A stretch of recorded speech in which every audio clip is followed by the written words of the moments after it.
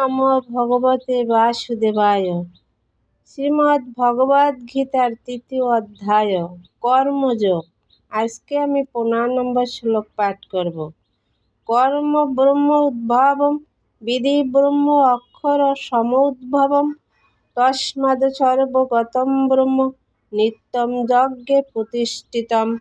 অনুবাদ: যজ্ঞাদি কর্ম বেদ থেকে উদ্ভূত হয়েছে এবং বেদ অক্ষর বা পরমেশ্বর ভগবান থেকে প্রকাশিত হয়েছে।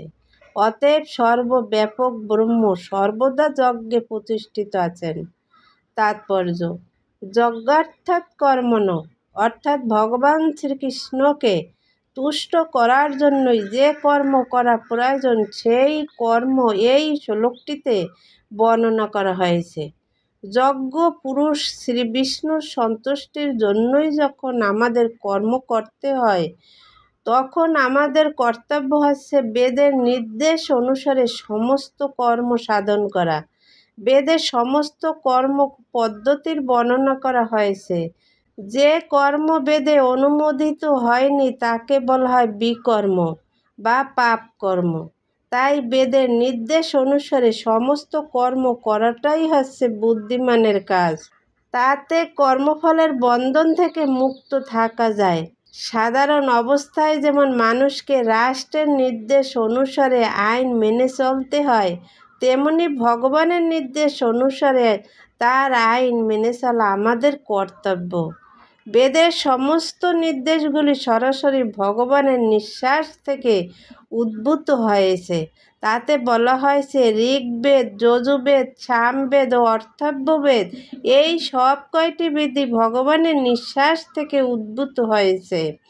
ভগবান সর্বশক্তিমান, তিনি নিঃশ্বাসের দ্বারাও কথা বলতে পারেন।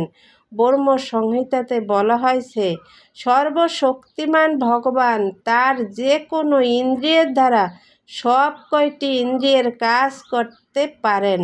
অর্থাৎ ভগবান তার নিঃশ্বাসের দ্বারা কথা বলতে পারেন। তার দৃষ্টির দ্বারা গর্ভ সঞ্চার করতে পারেন। প্রকৃতপক্ষে ভগবান যারা প্রকৃতির প্রতি দৃষ্টিপাত করেন এবং তার ফলে সমস্ত বিশ্ব চরাচরে প্রাণের সঞ্চয় হয়।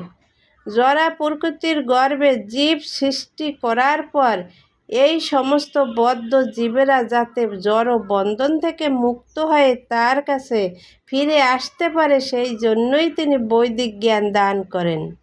আমাদের মনে রাখা উচিত যে এই জড় জগতে প্রতিটি বদ্ধ জীবই জড় সুখভোগ করতে চায়, কিন্তু বৈদিক নির্দেশবলী এমনভাবে রচিত হয়েছে যে আমরা যেন আমাদের বিকৃত বাসনাগুলিকে পরিতৃপ্ত করতে পারি, তারপর তথাকথিত সুখভোগ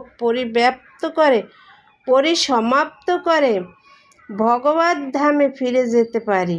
জড় জগতের দুঃখময় বন্ধন থেকে মুক্ত হবার জন্য ভগবান জীবকে এভাবে করুণা করেছেন।